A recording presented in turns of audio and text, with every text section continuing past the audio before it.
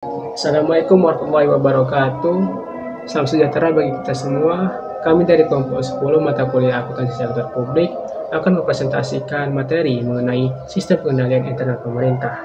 Di sini kami terdiri dari dua orang, yaitu saya sendiri sebagai moderator, Nurul Azmi Fadilah, dan rekan saya, Valentina Rentauli Boru Seringo. Nah, ada pun submateri yang akan kami bahas, yaitu pertama, dasar hukum. Nah, selanjutnya pengertian SPI dan SPIP, latar belakang dibutuhkan SPIP, tujuan SPIP, unsur-unsur SPIP, keterbatasan dan hambatan penerapan SPIP, dan yang terakhir yaitu pengawasan SPIP. Nah, kita akan memasuki materi yang pertama, yaitu dasar hukum yang akan dibahas oleh rekan saya, Valentina Rentauli Boru Seringo. Oke, kita memasuki submateri pertama, yakni dasar hukum sistem pengendalian internal pemerintah. Nah, dasar hukum utama sistem pengendalian internal pemerintahan atau SPIP ini adalah Peraturan Pemerintah Nomor 60 Tahun 2008 tentang Sistem Pengendalian Internal Pemerintahan, yang mana terdapat beberapa peraturan lainnya yang menjadi dasar hukum sistem pengendalian internal pemerintah ini. Yang pertama itu ada Undang-Undang Nomor 17 Tahun 2003 tentang Keuangan Negara, kemudian Undang-Undang Nomor 1 tentang Perbendaharaan Negara, kemudian Undang-Undang Nomor 15 Tahun 2004 tentang Pemeriksaan Pengelolaan dan Tanggung Jawab Keuangan Negara, kemudian Peraturan Presiden Nomor 9 Tahun 2014 tentang Badan Pengawasan Keuangan dan Pembangunan, kemudian yang terakhir ada Peraturan Kepala Badan Pengawas Keuangan Nomor 4 Tahun 2016 tentang Pedoman Penilaian dan Strategi Peningkatan Maturitas Sistem Pengendalian Internal Pemerintah. Dalam rangka meningkatkan kualitas, transparansi, dan akuntabilitas pengelolaan pembangunan nasional dan pelaksanaan anggaran pendapatan dan belanja negara atau daerah guna mempercepat peningkatan kesejahteraan rakyat, Presiden Republik Indonesia mengeluarkan Instruksi Presiden Nomor 9 Tahun 2014 tentang peningkatan kualitas sistem pengendalian intern dan keandalan penyelenggaraan fungsi pengawasan intern dalam rangka mewujudkan kesejahteraan rakyat. Dalam instruksi Presiden tersebut mengamanatkan agar mempercepat efektivitas penerapan sistem pengendalian intern pemerintah dalam pengelolaan keuangan negara atau daerah dan pembangunan nasional sesuai lingkup tugas dan fungsi pemerintahan.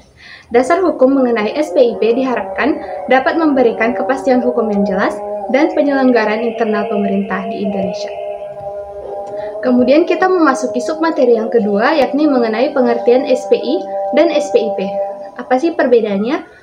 Sistem pengendalian internal atau SPI adalah proses yang integral pada tindakan dan kegiatan yang dilakukan secara terus-menerus oleh pimpinan dan seluruh pegawai untuk memberikan keyakinan memadai atas tercapainya tujuan organisasi melalui kegiatan yang efektif dan efisien, keandalan pelaporan keuangan, pengamanan aset negara, dan ketaatan terhadap peraturan perundang-undangan. Nah, sedangkan SPIP ini didefinisikan sebagai SPI yang diselenggarakan secara menyeluruh di lingkungan pemerintahan pusat dan pemerintahan daerah.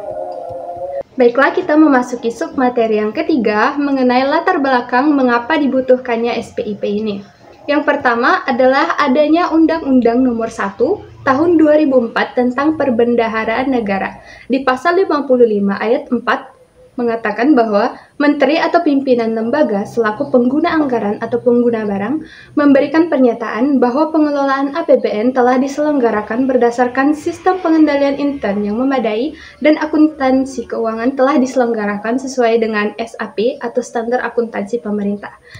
Nah, pasal 54 ayat 1 dan 2 mengatakan bahwa dalam rangka meningkatkan kinerja, transparansi, dan akuntabilitas pengelolaan keuangan negara, Presiden selaku Kepala Pemerintahan Negara menyelenggarakan SPI di lingkungan pemerintah secara menyeluruh yang kemudian ditetapkan dalam peraturan pemerintah sehingga lahir PP Nomor 60 Tahun 2008 yang merupakan dasar hukum SPIP sebelumnya.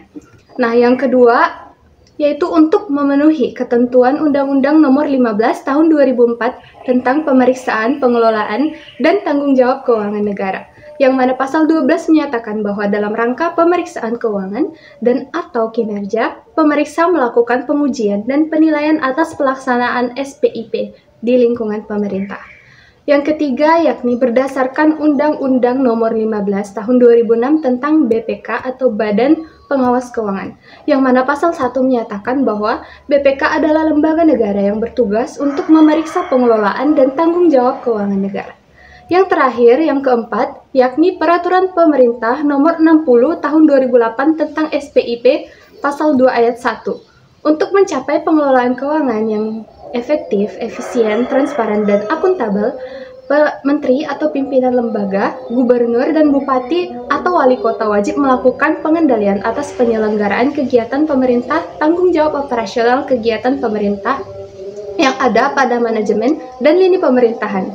Nah, ini harus berpedoman pada SPIP agar pengelolaan keuangan negara dilakukan secara efektif, efisien, akuntabilitas, dan transparan. Kemudian, kita memasuki submateri yang keempat, yakni mengenai tujuan SPIP. Yang mana di sini ada 4 pokok tujuan. Yang pertama yaitu efektivitas dan efisiensi penyelenggaraan pemerintahan, kemudian keandalan pelaporan keuangan, kemudian pengamanan aset negara, kemudian kepatuhan terhadap peraturan perundang-undangan. Kita membahas tujuan yang pertama, yakni efektivitas dan efisiensi penyelenggaraan pemerintahan. Nah, ini artinya menjamin efektivitas dan efisiensi pencapaian tujuan penyelenggaraan pemerintahan negara, yang berarti bahwa SPIP ini dirancang untuk memastikan bahwa sumber daya publik digunakan secara optimal untuk mencapai hasil yang diinginkan. Kemudian yang kedua yakni keandalan pelaporan keuangan, yakni menyediakan informasi yang andal dalam pelaporan keuangan yang menggarisbawahi pentingnya transparansi dan akuntabilitas dalam pengelolaan keuangan negara melalui penyajian laporan keuangan yang akurat dan tepat waktu.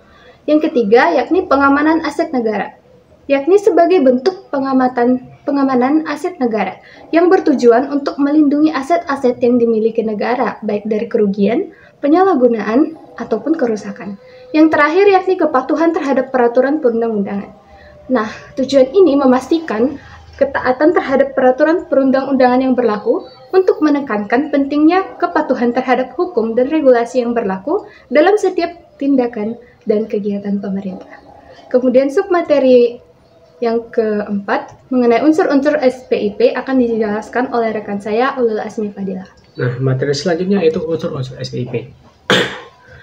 Berdasarkan Peraturan Pemerintah Nomor 60 Tahun 2008, adapun SPIP terdiri dari 5 unsur, yakni lingkungan pengendalian, penilaian risiko, kegiatan pengendalian, informasi dan komunikasi, dan pemantauan pengendalian intern. Nah, kita masuk yang ke pertama yaitu lingkungan pengendalian. Lingkungan pengendalian adalah kondisi suatu instansi pemerintah yang mempengaruhi efektivitas pengendalian intern.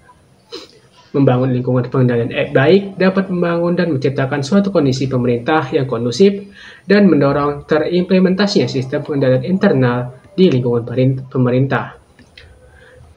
Adapun lingkungan pengendalian terdiri dari 8 unsur, yaitu yang pertama, penegakan integritas dan nilai etika. Yang kedua, komitmen terhadap kompetensi. Yang ketiga, kepemimpinan yang kondusif.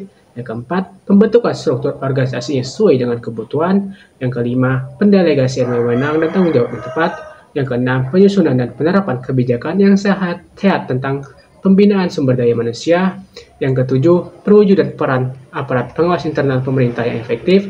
Dan yang terakhir, yang kedelapan, yaitu hubungan kerja yang baik dengan instansi pemerintah terkait. Baik, unsur-unsur SPIP selanjutnya yaitu penilaian risiko. Penilaian risiko adalah kegiatan penilaian terhadap kemungkinan kejadian yang akan terjadi yang dapat mengancam terhadap pencapaian tujuan dan sasaran organisasi. Nah, kegiatan penilaian risiko ini dilaksanakan dengan 2 cara, yaitu yang pertama dengan identifikasi risiko dan analisis risiko. Identifikasi risiko dilakukan untuk menghasilkan suatu gambaran peristiwa yang berpotensi mengganggu pencapaian tujuan aktivitas organisasi. Nah, dalam pelaksanaan proses identifikasi risiko, perlu diperhatikan faktor-faktor yang menjadi penyebab terjadinya peristiwa risiko. Nah, dalam analisis risiko, dilakukan untuk menentukan dampak risiko yang telah diidentifikasi terhadap pencapaian tujuan organisasi. Nah, unsur selanjutnya yaitu kegiatan pengendalian. Kegiatan pengendalian adalah tindakan yang diperlukan untuk mengatasi risiko serta penetapan dan pelaksanaan kebijakan dan prosedur untuk memastikan bahwa tindakan mengatasi risiko telah dilaksanakan secara efektif. Nah, kegiatan ini terdiri dari atas beberapa hal, yaitu review atas kinerja instansi pemerintah yang bersangkutan, pembinaan sumber daya manusia, pengendalian atas pengelolaan sistem informasi, pengendalian fisik dan aset, penetapan review atas indikator dan ukuran kinerja, pemisahan fungsi, otorisasi atas transaksi dan kejadian yang penting, pencatatan akurat dan tepat waktu atas transaksi dan kejadian, pembatasan akses sumber daya dan pencatatannya, akuntabilitas terhadap sumber daya dan pencatatannya, dan yang terakhir, dokumentasi yang baik atas SPI serta transaksi dan kejadian penting. Nah, selanjutnya itu informasi dan komunikasi, unsur SPIP selanjutnya. Informasi adalah data yang telah diolah yang dapat digunakan untuk pengambilan keputusan dalam rangka penyelenggaraan tugas dan fungsi instansi pemerintah. Komunikasi adalah proses penyampaian pesan atau informasi dengan menggunakan simbol atau lambang tertentu, baik secara langsung maupun tidak langsung untuk mendapatkan umpan balik. Pimpinan instansi pemerintah wajib mengidentifikasi, mencatat, dan mengkomunikasikan informasi dalam bentuk dan waktu yang tepat. Komunikasi atas informasi wajib diselenggarakan secara efektif. Untuk menyelenggarakan komunikasi yang efektif, pimpinan instansi pemerintah harus sekurang-kurangnya menyediakan dan memanfaatkan berbagai bentuk dan sarana komunikasi dan mengelola, mengembangkan, dan memperbarui sistem informasi secara terus-menerus. Nah, unsur SPIP selanjutnya yaitu pemantauan pengendalian intern. Pemantauan pengendalian intern adalah proses penilaian atas mutu kinerja sistem pengendalian intern dan proses yang memberikan keyakinan bahwa temuan audit dan evaluasi lainnya segera ditindaklanjuti. Pemantauan pengendalian intern dilaksanakan melalui beberapa hal, yaitu pemantauan berkelanjutan, evaluasi terpisah, dan tindak lanjut. Nah, pemantauan berkelanjutan artinya kegiatan monitoring terhadap kualitas pengendalian internal yang dilaksanakan secara terus-menerus dan terintegrasi dengan pelaksanaan kegiatan dengan menggunakan kriteria pemantauan sebagai acuan kegiatan. Nah, acuan pelaksanaan kegiatannya itu memiliki strategi untuk meyakinkan, mendapatkan informasi yang memiliki fungsi pengendalian secara efektif, komunikasi dengan pihak eksternal, struktur organisasi dan supervisi yang memadai, dan banyak hal lainnya. Yang selanjutnya yaitu evaluasi terpisah. Nah, evaluasi terpisah ini adalah penilaian atas mutu kinerja SPI dengan ruang lingkup dan frekuensi tertentu berdasarkan pada penilaian risiko dan efektivitas prosedur pemantauan yang berkelanjutan. Nah, kegiatan pengujian efektivitas SPI dilaksanakan melalui kegiatan membandingkan antara pelaksanaan pengendalian internal dengan standar yang telah ditetapkan yang nantinya akan menghasilkan rekomendasi konstruktif untuk memperbaiki atau meningkatkan SPI. Nah, yang ketiga yaitu tindak lanjut. Yang ini maksudnya merupakan tindak lanjutan atas hasil temuan dan rekomendasi audit yang nantinya akan menghasilkan rekomendasi perbaikan atas kelemahan penyelenggaraan kegiatan.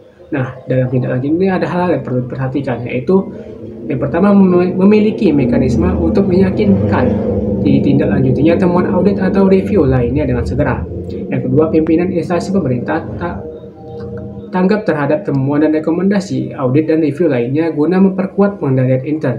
Yang terakhir yaitu menindaklanjuti temuan dan rekomendasi audit dan review lainnya dengan tepat. Nah, submateri selanjutnya yaitu keterbatasan dan hambatan penerapan SPIP. Adapun keterbatasan SPIP yaitu yang pertama, adanya praktik korupsi sehingga SPI tidak berjalan dengan efektif.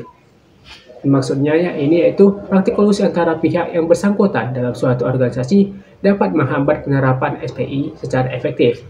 Yang kedua, pimpinan instansi pemerintah mengabaikan pentingnya SPI. Nah, dengan tidak adanya komitmen bersama terkait pentingnya pelaksanaan SPI, terutama dalam lingkup instansi pemerintah, akan menyebabkan SPI tidak berjalan dengan baik sebagaimana mestinya.